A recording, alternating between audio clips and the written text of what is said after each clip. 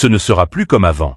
Washington impose un ultimatum à Israël, ordonnant un retrait immédiat des positions conquises au Liban, tandis que la tension avec le Hezbollah reste explosive.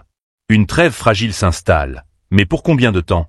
Abonnez-vous et partagez ce reportage pour rester informé des évolutions cruciales au Moyen-Orient.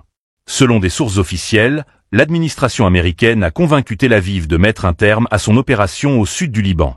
L'accord, arraché après des semaines de négociations tendues, prévoit une période de transition de 2 mois. Durant ce laps de temps, Israël devra se retirer de la zone conquise, tandis que le Hezbollah, de son côté, devra éloigner ses forces et ses équipements lourds vers le nord. Pourtant, loin d'être un gage de paix, cet arrangement demeure un simple répit. Un comité de suivi, supervisé par Washington, sera chargé de veiller à la mise en œuvre des termes de cet accord. Toutefois, Israël a obtenu le droit de reprendre les hostilités si le Hezbollah ne respecte pas ses engagements. Une clause qui inquiète Beyrouth et soulève des doutes quant à la pérennité de cette trêve. Déjà, certains membres du gouvernement israélien jugent cet arrêt des combats prématuré, estimant que le Hezbollah est sur le point de s'effondrer. L'urgence de la situation s'explique aussi par les pressions internationales. La Cour pénale internationale a récemment émis un mandat d'arrêt contre Benjamin Netanyahou pour des accusations de crimes contre l'humanité commis en Palestine. Dans ce contexte, le Premier ministre israélien cherche à apaiser les tensions, alors même que des voix discordantes au sein de son cabinet appellent à poursuivre les hostilités.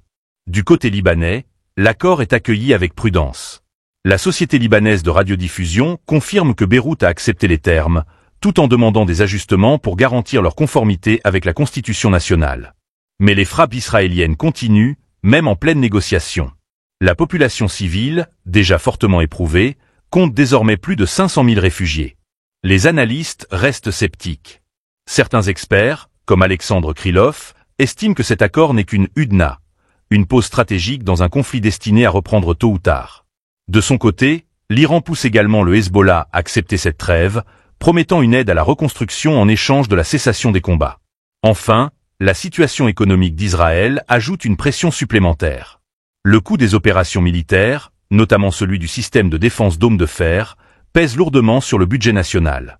Les experts notent que cette fragilité économique, combinée à une pression internationale croissante, pourrait inciter Tel Aviv à envisager une désescalade plus durable. Mais la question demeure, cette trêve fragile peut-elle vraiment tenir? Ou ne s'agit-il que d'une parenthèse avant un nouvel embrasement? Seul l'avenir nous le dira.